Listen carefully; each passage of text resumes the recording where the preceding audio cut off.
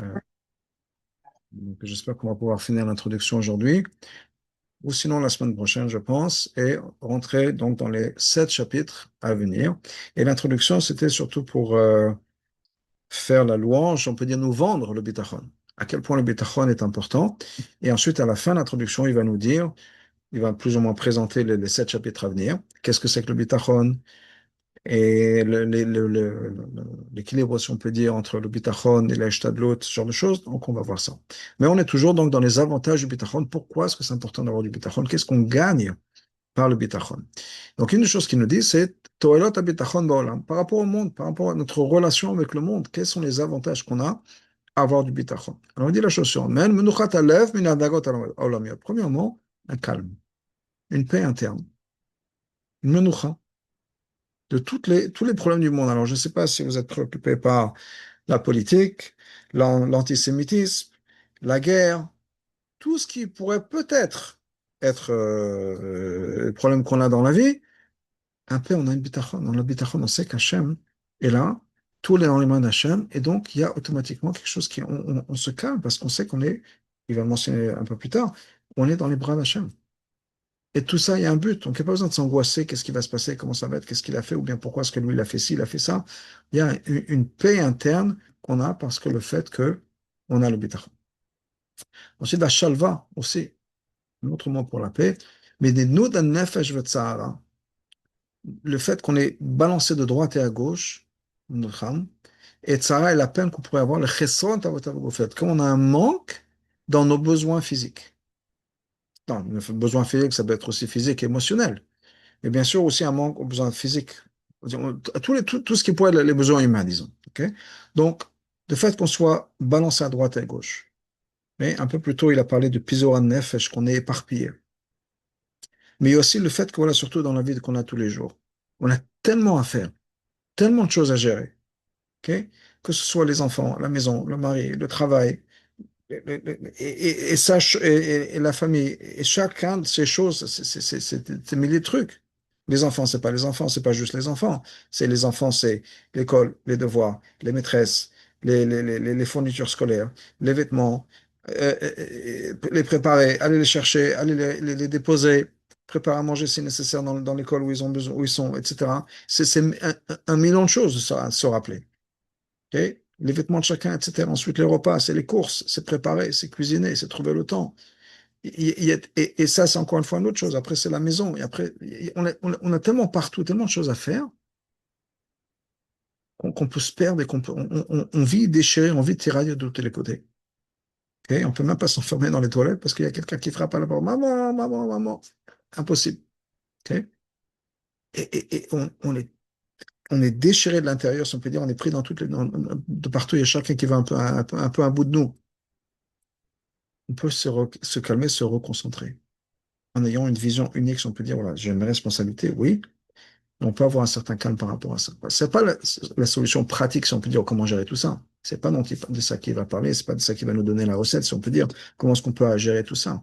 C'est juste avoir, se retrouver soi-même, pour pouvoir se ressourcer, se retrouver personnellement. Et bien sûr, le manque, quand il y a des choses qui nous manquent, une chose qui nous manque, ça peut être l'argent, ça peut être l'affection de nos proches, ça peut être d'être écouté, ça peut être un peu de temps, ça peut être plein de choses. Mais des fois, on se dit, mais pourquoi mon Dieu? Quand on a ces moments, on se dit, mais pourquoi mon Dieu? Pourquoi il y a ça qui manque dans ma vie? Pourquoi j'ai pas ça, etc. D'avoir ce bitachon, c'est quelque chose qui va réduire. Réduire cette pression, réduire cette souffrance. Donc, encore une fois, souvent, le problème, c'est pas ce qui nous arrive, c'est le pourquoi. Et pourquoi ça m'arrive? Pourquoi ça m'arrive à moi? Qu'est-ce que j'ai fait au bon Dieu? Pourquoi? Etc. Et vous, bah, shket bitra b'shalva b'olam hazeh. Quelqu'un qui a le bitachon, il pourrait être shaket, il pourrait être calme, être en confiance et entre en paix interne dans ce monde-là. Mon Shikatov, comme c'est marqué dans le verset numéro 1, Baruch HaGever, béni soit la personne, Asher Iftach Hashem, qui a confiance en Hashem, Vaya Hashem Iftachu, et sa confiance en lui, c'est Hashem. Bah, il a dit dans Yirmia aussi, Bahaya Ke'et Shatul Hamayim, on est comme un arbre planté à côté de l'eau, Valuval Shlach Shorashav, il envoie ses racines vers l'eau. On peut se ressourcer. On a une source qui va nous nourrir. Et le bitachon, ça peut être cette source qui va nous nourrir. On est toujours en arbre, on a toujours besoin de pousser, il y a toujours des choses à faire, si on peut dire. mais on a cette source qui nous permet de nous ressourcer, de nous retrouver et de ne pas être desséché et se perdre. Je pense que le machin de l'arbre, c'est quelque chose d'important. On voit des plantes ou des arbres qui sèchent, qui tombent. Là, non, on va être pouvoir toujours ressourcer. Donc ça, c'est un des avantages. Quand on sait qu'on est dans les bras d'Hachem, on sait qu'Hachem nous fait confiance. C'est une chose qu'on dit depuis le départ à Modéami. Rabbi Munatecha, Hachem nous fait confiance. Donc avoir ce bitachon, c'est de voir les choses aussi de la manière dont Dieu le voit, et de se voir soi-même comme Dieu nous voit, de voir le monde autour de nous comme la création d'Hachem avec un but qui est positif. On en a parlé à travers toute cette introduction. Donc c'est quelque chose qui nous calme, qui nous donne une certaine, encore une fois, une paix interne. Ensuite, on a un autre avantage. Menuchat hanefesh, ce calme-là, mais de voyager loin pour la parnassa, pour d'autres choses, qui fatigue les gens qui sont toujours en voyage, en déplacement de voyage, etc. C'est fatigant. Mais si on a le bitachon, on va éviter ce genre de voyage. Comme justement, quand c'est marqué, il m'a fait souffrir dans les voyages, et ça a raccourci ma vie. Il va raconter une histoire sur ça et ensuite on va un peu parler de cette histoire, parler de cette histoire de voyage d'affaires. Une histoire qui est racontée sur un des proches, quelqu'un, Parouche, c'est quelqu'un qui est séparé du monde, hein, disons quelqu'un de religieux, si on peut dire, très religieux. Alors, il est parti dans un long voyage, parti très très loin. Les Vakesh pour sa parnassa. Bitrilat Prishuto, au début de son voyage, Pagar Mechad, il a rencontré quelqu'un, Movde Kochavim, un idolâtre, Bahir Asher Alach Elea, dans la ville où il est parti. Donc il commence son voyage. Première étape, première escale de son voyage. Il arrive quelque part, dans l'auberge, n'importe quoi, dans l'hôtel. Il rencontre un non-juif. Il commence à bavarder. Alors Parouche, ce juif religieux, dit au non-juif, combien, à quel point vous pouvez être aveugle? Ou miyota havana, combien vous pouvez ne rien comprendre, être bouché, si on peut dire. Par vous d'atrem le kachavim en servant les idoles, les étoiles. Il faut être aveugle, il faut être bouché pour pouvoir se prosterner, prier à un bout de bois, à un bout de truc. Mais c'est n'importe quoi. Malo Amgouchi, alors ce gars, il lui a répondu, Matarvet, qu'est-ce que toi tu sais, hein, quelle est ta religion? Malo le Parosh le répond, Ani Ovel Aboya Echol. Moi, je sers le Créateur qui peut tout faire. Amchalkel Echad, qui nourrit chaque individu. Amatrif Hachel Kamo, quelqu'un qui donne à manger, qui donne à parnassa, il y a pas comme lui. Voilà le Dieu que je sers. Malo Amgouchi, le non-juif lui dit, tes actions contredisent tes paroles. Alors, le Parosh lui dit, mais comment? En quoi tu vois que je ne suis pas consistant? Qu'est-ce qui te dit que je me comporte d'une manière, qu'est-ce qui est le contraire de ce que je suis en train de te dire, de ma croyance, c'est pas juste ce que je te dis, c'est que je suis en train de contredire ma croyance. Amalo, il lui a répondu, donc le gars, il lui dit, si ce que tu disais était vrai, que Hachem nourrit tout le monde, et Hachem s'occupe de tout le monde, il t'aurait donné pardon, ta parnassa dans ta ville. Que moi, j'ai très frère, de la même manière que tu penses qu'il va donner la parnassa en te déplaçant ici, il t'aurait donné la parnassa chez toi. Lo et Torah, tu ne serais pas fatigué, voyager, de faire ce long voyage. Donc, en fait, tu ne crois pas que Hachem peut te donner la parnassa là où tu es. C'est n'importe quoi ce que tu racontes. Tu n'y crois pas. Et donc, tu es parti faire un voyage d'affaires, ou un etc. Nifseka Tanata Paouche. Ce Paouche-là n'avait rien à dire. Qu'est-ce qu'il a fait? Shav Larzo, il est reparti chez lui. Il commence à peine son voyage d'affaires, c'était son premier endroit. Il est reparti vers son pays. Qui est belle après chute, Minaïtaï, et il s'est séparé du monde, si on peut dire, depuis ce moment-là. Il n'est plus parti en voyage d'affaires. Il a arrêté, il a dit, c'est vrai. C'est vrai que si je dois être consistant avec mes croyances, la parnassa va être là où j'habite, je n'ai pas besoin de me déplacer. Maintenant, il y a une question qui a été posée par un des commentaires sur le Chomatel Vavot, qui dit, on voit tellement de gens qui se déplacent pour la parnassa. Des fois, les circonstances ont fait qu'ils ont dû partir, se déplacer. Donc, comment est-ce qu'on peut expliquer ça? Alors, il y a plusieurs raisons qui sont expliquées. Une des raisons qui est donnée par le Yavetz, qui répond à la chose suivante. Il dit effectivement, des fois, hein, si une personne est obligée de partir d'un endroit pour aller dans un autre endroit pour la parnassa, par exemple, quitter une ville, voilà, des gens qui sont installés dans tel et tel endroit, il n'y a plus de parnassa, ils partent quelque part d'autre. Ils disent des fois, c'est parce que Hachem veut qu'ils s'écartent de cette ville-là. C'est pas une question de parnassa, rien à voir avec la parnassa. C'est que, au contraire, s'ils sont dans un endroit qui n'est pas bien pour eux et qu'ils doivent partir. Et donc Hachem fait en sorte que les circonstances changent pour qu'ils partent quelque part d'autre. Mais ça, c'est pour les protéger parce que là où ils sont, les gens ne sont pas bien. Donc Hachem veut qu'ils partent de cet endroit-là. Ça, c'est la réponse du Yahweh. Il y a une autre réponse qui est un peu plus chassidique, mais le concept, c'est le même, qui est que des fois, on a une mission quelque part. Hachem nous envoie dans une mission qui n'est pas liée à la parnassa. La parnassa, des fois, c'est l'excuse, si on peut dire, de la mission. Par exemple, il y a une histoire avec l'Admour Azaken, Abishnour Zaman de Liani. Il y avait un monsieur qui était le voir. Il était horloger ou réparateur de montres. Il habitait dans une certaine ville. Et il est venu voir l'Admour Azaken en disant, voilà, dans ma ville, il y a plusieurs personnes qui font le même travail que moi. Je n'ai pas vraiment de parnassa. Mais par contre, j'ai trouvé une certaine ville où il n'y a personne d'autre. Et si moi je vais là-bas, je pourrais avoir beaucoup de parnassa. Qu'est-ce que vous en pensez? Moazek me dit, c'est une très bonne idée. Va là-bas. Donc il se déplace. Et il arrive dans cette nouvelle ville. Dans cette ville, il y a une communauté juive. Mais c'est une communauté qui était basée sur les gens qu'on appelait les cantonistes. Les cantonistes, c'était des gens qui avaient fait le service militaire sous le tsar de Russie pendant à peu près 25 ans. C'était des gens qui étaient pris en tant qu'enfants déjà. Il y avait une loi qui avait été passée par le tsar Nicolas, qui était faite contre les Juifs. C'était une loi antisémite, de prendre les enfants à partir de l'âge de 5, 6, 7 ans et de les forcer au service militaire pendant 25 ans. Ce qui fait que vous prenez un enfant de 5 ans, 6 ans, même 7 ans, c'est les années d'éducation, c'est les années où il va apprendre le judaïsme. Vous les lâchez à l'âge de 30 ans, ils connaissent rien sur le judaïsme. Donc l'idée, c'était quoi? C'était de les assimiler, et en fait de les forcer à se convertir à l'église orthodoxe russe. Et c'était donc un décret contre les juifs. Donc c'était des gens qui ont grandi sans quasiment aucune éducation juive, à part ce qu'on connaît à 5 ans, 6 ans. Le schéma, embrasser le mezouza, mais c'est plus ou moins ça, quoi. Donc ce monsieur arrive dans cette ville-là. Lui, il a été éduqué, il a reçu une éducation, etc. Donc il est devenu un peu le rabbin de la ville.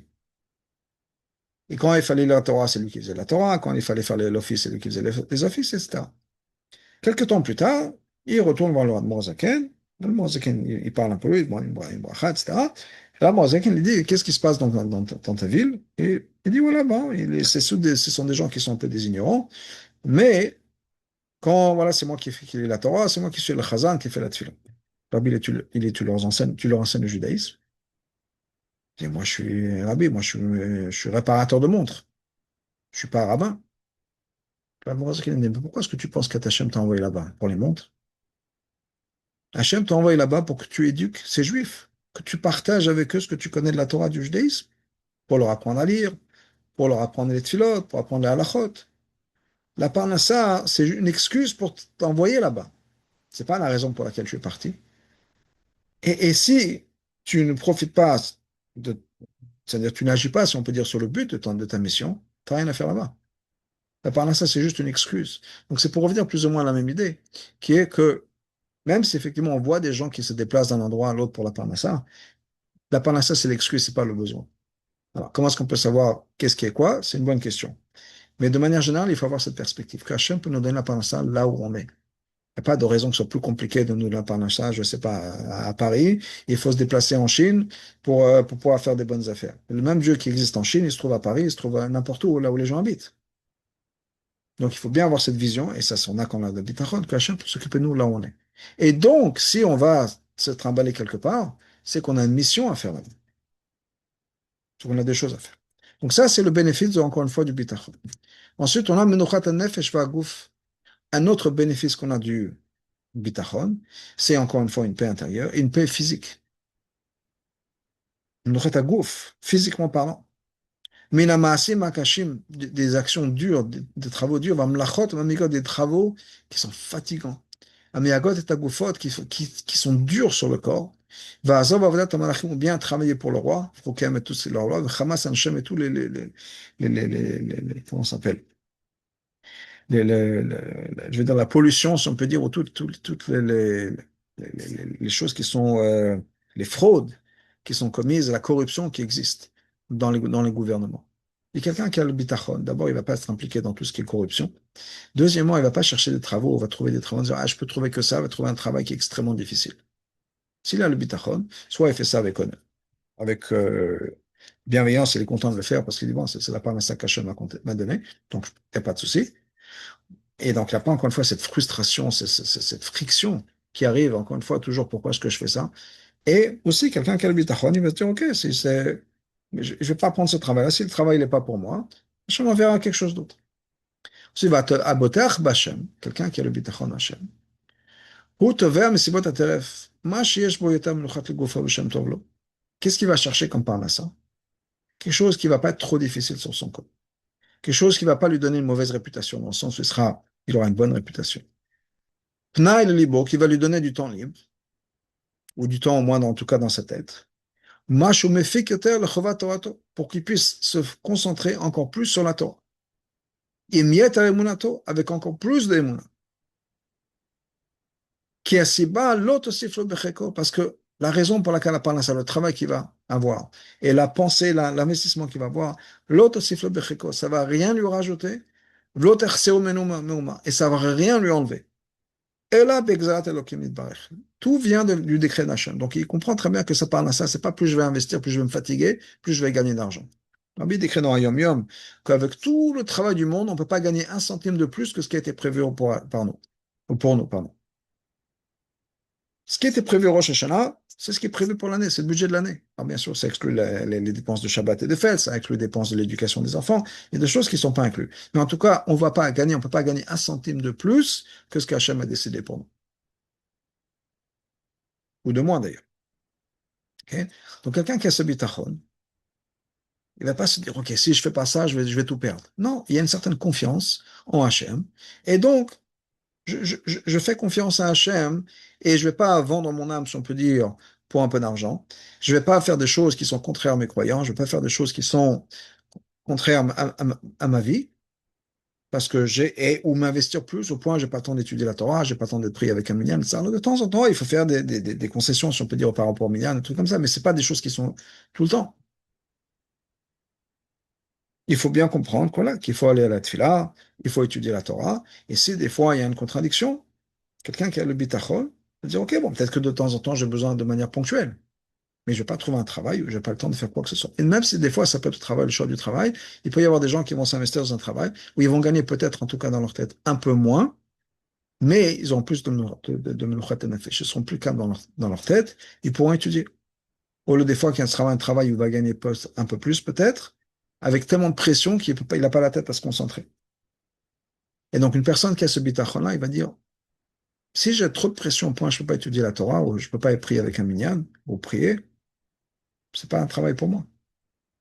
Je préfère dans ma tête me dire que je vais gagner un peu moins, mais je sais qu'Hachem s'occupe de moi. Je sais que je ne pourrai jamais gagner moins que ce que je suis censé gagner. Ni plus. Donc, c'est pas que si je prends un travail avec beaucoup plus de pression au point, je ne pourrai plus étudier, faire ce que je dois faire en tant que vie juive, je vais gagner plus. Non. Si j'ai le bitachon, il n'y a pas de souci. Comme je je reviens dans le texte. L'homme est motsam ou marav. La parnassa ne vient pas ni de l'est ni de l'ouest. L'homme est bararim, ni des déserts ni des montagnes. Qui Elohim shofetz. C'est Hachem qui juge. C'est Yashpiv Zarim, une fois une personne, Hachem va baisser le budget, une personne, Hachem va élever le budget de la personne. Tamar, et on dit dans les Teilim, Binot Desha Yabitzen, Yamem Nuchot Yinaleni. Hachem nous amène dans les pâturages verts et nous sur des eaux calmes. Si Hachem, on fait confiance à Hachem, on n'a pas de stress de Parnassa. Mais d'autres avantages. Moins de stress, moins de peine dans les affaires. Par exemple, si quelqu'un a la marchandise, il n'arrive pas à la vendre. Il y a un stock de quelque chose, il a investi dans un stock de quelque chose qu'il n'arrive pas à vendre. Il est coincé avec ça. Ou bien au contraire, il n'arrive pas à collecter sa dette. Il y a quelqu'un qui lui donne l'argent, il ne paye pas. Et il est coincé avec sa dette. Ou ou bien si une personne va être malade. Il ne va pas être en souffrance, souffrance interne. De Shoyodea, parce qu'il sait, qui a boré Yitbarech, Hachem, le créateur, mais Taken Inano Yoter Memenu, s'occupe de ça encore mieux, encore plus que lui. S'il y a quelqu'un qui pense à toi, c'est Hachem. S'il y a quelqu'un qui s'inquiète pour toi, c'est Hachem. Encore plus que toi. Il y a une histoire fascinante que j'ai entendue une fois. Un certain chassid qui a été voir son rabbi. Et il avait une question. Il a dit, voilà, rabbi, je ne comprends pas. Normalement, quand on fait là, les sincères, Hachem nous écoute. On il dit, oui, effectivement. Et voilà, moi j'ai un problème particulier. Dans son cas, c'était un problème de parnassa. Je ne comprends pas pourquoi, quand moi je vous demande, Hachem vous écoute à vous, et pas à moi. Normalement, c'est moi qui suis encore plus sincère que vous, parce que c'est mon problème à moi. C'est pas votre problème à vous. Donc moi, je devrais être plus sincère. Comment ça se fait qu'Hachem ne m'écoute pas et vous écoute vous? Est-ce que le rabbi lui a répondu, c'est quelque chose de, de fantastique. Et il lui a dit la chose suivante. Il a dit en fait, non. Moi, je suis encore plus sincère que toi dans la prière. Il dit par exemple, je vais te prouver. L'année dernière, tu te rappelles, tu es venu me voir l'année dernière, tu avais un problème de parnassa. Il dit oui, tout à fait, je me rappelle très bien. Qu'est-ce qui s'est passé l'année dernière? Il avait une auberge, il avait presque aucun client pendant tout l'hiver. L'hiver était horrible, il n'y a personne qui voyageait, donc il a eu presque aucun client, etc. Problème de parnassa très, très sérieux. Il dit ok. C'était à la fin de l'hiver quand tu es venu voir. Quand tu es reparti chez toi, ta charrette passait sur la rivière qui était censée être gelée. Malheureusement, ça avait déjà commencé à fondre. Et quand la charrette est passée, la glace a donné et tu es tombé dans l'eau glacée. Tu te rappelles de ça? Il dit, bien sûr que je me rappelle de ça, mais on ne va pas oublier ça. Et à quoi tu pensais à ce moment-là? Quand tu étais dans l'eau, à quoi tu pensais? À tes clients? À l'auberge? Il a dit, jamais de la vie. Je pensais à ma femme, à mes enfants, qu'est-ce qu'ils vont faire sans moi, qu'est-ce qui va m'arriver. C'est à ça que je pensais. À ma vie. Rabbi il a dit, mais tu sais quoi? Si moi, la même chose serait arrivée, je serais tombé dans l'eau, la glace qui se casse, qui se brise, ma charrette qui tombe, moi, c'est à moi, ça me sera arrêté. Je penserai toujours à ton problème. Je ne penserai pas à mes problèmes à moi, je penserai à ton problème à toi. Donc tu vois, moi, je suis encore plus sincère que toi. Ça, c'était son rabbi. Imaginons Hachem, dit Hachem, il n'y a personne qui s'occupe de nos problèmes encore mieux qu'Hachem. Et il sait que quoi? Hachem ne fait que ce qui est bien pour nous. Il y a dans n'importe quoi, tout ce qui se passe, Hachem le fait que pour notre bien. Comme comme une mère qui a la chemla, qui a la miséricorde, qui aime son fils, qui va le laver, chitulo, qui va lui changer les couches, kshirato vatarato, qui va l'attacher, qui va l'envelopper, etc. Al-Kocho contre l'enfant. Vous voyez combien de fois on donne un bain aux enfants? Ils sont en train de pleurer, les bébés, ils sont en train de pleurer, de pleurer, de pleurer. On veut leur mettre de l'eau sur les cheveux pour leur faire le shampoing, etc. Et ils sont en train de hurler. Oui, ils se disent, mais comment ma maman, elle peut me torturer comme ça? Mais on sait, nous, en tant que parents, qu'on n'est pas en train de torturer nos enfants, du préserve. On veut qu'ils soient propres, qu'ils soient frais, et il faut les laver, et même s'ils sont en train de pleurer, et ils ont du shampoing dans les yeux, je sais pas quoi, on est là pour les aider. Hachem s'occupe de nous, c'est lui qui nous donne le bain, c'est nous qui nous change les couches, c'est nous qui s'occupe, qui nous habille. Comme David comme David a dit, Imlo sheviti vedomamti nafshi que gomal ale imo que gomal nafshi. Si moi je rien dit, je suis silencieux. Pourquoi? Parce que je me sens comme un enfant dans les bras de sa mère. Il s'occupe de moi. Alors un enfant qui pleure parce qu'il n'a pas cette confiance. David Amelach, en tant qu'adulte, il a dit, moi je suis comme cet enfant qui sait exactement que ses parents l'aiment, je me laisse. Donc, maintenant que j'ai expliqué les avantages du bitachon, pas les tous, mais to'anot. Parmi les avantages, il en y a encore d'autres choses qu'on n'a pas encore expliquées. En tout cas, j'ai expliqué une partie des avantages du bitachon qu'on a en Hachem. Avec tous les bénéfices qu'on pourrait avoir. Torah ba'olam, dans la Torah, dans notre vie spirituelle, dans notre vie matérielle, ce qui inclut la parnassa, ce qui inclut les problèmes de couple, ce qui inclut les problèmes qu'on a, etc. On a expliqué maintenant toute la parnassa. Maintenant, donc, ces choses qui sont venues à moi, si on veut dire. Donc, il a expliqué ce à quoi il a pensé. Et maintenant, je vais expliquer par rapport au bitachon 7 choses qui vont devenir les 7 chapitres qu'on va commencer à partir de la semaine prochaine, c'est Dieu. Alors, Echad même, chapitre 1. Donc, première chose. Mahu habitachon, c'est quoi le bitachon? Définition du bitachon. Va enchaîner le deuxième. Si bat habitachon à la bohème, pourquoi est-ce qu'on doit avoir confiance? On a dit que c'est bien d'avoir confiance, mais pourquoi est-ce qu'on est censé, on a besoin on est sûr d'avoir confiance? Un chichi numéro 3. Le bio agdamot, on va introduire quelque chose, quelques points. Hachem que par ces explications-là, par ces agdamot, on sera obligé, si on peut dire, de comprendre qu'on est obligé d'avoir le bitachon d'Hachem. Mais en même temps, s'impliquer de faire des choses. L'Eishtalut, ce qu'on appelle maintenant l'Eishtalut. Okay? Donc d'un côté, on est obligé d'avoir le bitachon, de l'autre côté, on est obligé de faire certaines choses. Chiyuv, Esek. On est obligé de s'impliquer dans les causes, c'est-à-dire créer notre réalité. Pourquoi? Si on a le bitachon, on peut juste rester à la maison, lire un livre, et c'est bon. Hachem s'occupe de nous. Il va expliquer donc dans le quatrième pérec, comment les deux, pardon, troisième pérec, les deux. Arvi, quatrième chose, Bio-Advarim, l'explication, Shabahem Yabitachon, les choses pour lesquelles on est obligé d'avoir le bitachon. Okay? Pourquoi il faut avoir le bitachon? Et donc, en quoi il faut avoir confiance en Hachem? Chamishi, la cinquième, Efresh esh ben esek abotar belokim sivoteref, ben esek mish abotar belokim ben. La différence entre quelqu'un qui a le bitachon et qui s'occupe de la parnassa, et quelqu'un qui n'a pas de bitachon et qui s'occupe de la parnassa. Donc, comment c'est différent? Hashishi, sixième chose, le bio ofane chiyuv ganot da'at amri b'achut atavat olam. Comment rejeter, si on peut dire, les gens qui ont tous les désirs du monde, et se disent, ah, nous on accepte Hachem. Quand ils arrivent à accomplir ce qu'eux ils veulent, ce sont des gens qui en fait sont en dette. On va expliquer ça quand on arrivera. Donc ça c'est le sixième pérec, le septième pérec, le mafsida bitachon belokim, les gens qui perdent le bitachon Hachem. Et tout ce dont on a besoin de parler pour le bitachon, le katsel b'chalkav, pour rassembler, si on peut dire, tous les éléments. Donc un peu un kitsour de tous les éléments liés au bitachon. Ce sera donc à la fin du septième pérec. Voilà. Donc on a fini l'introduction. Bezrat Hashem, la semaine prochaine, on commence le premier pérec. On a vu 7 prakim. Donc on avance bien. Baruch Hashem. Et avec tous les détails, donc le plan qu'il nous a mis devant nous, qui est les 7 choses dont on va parler. S'il y a des questions, on attend quelques secondes. 1, 2, 3. OK. Pas de questions.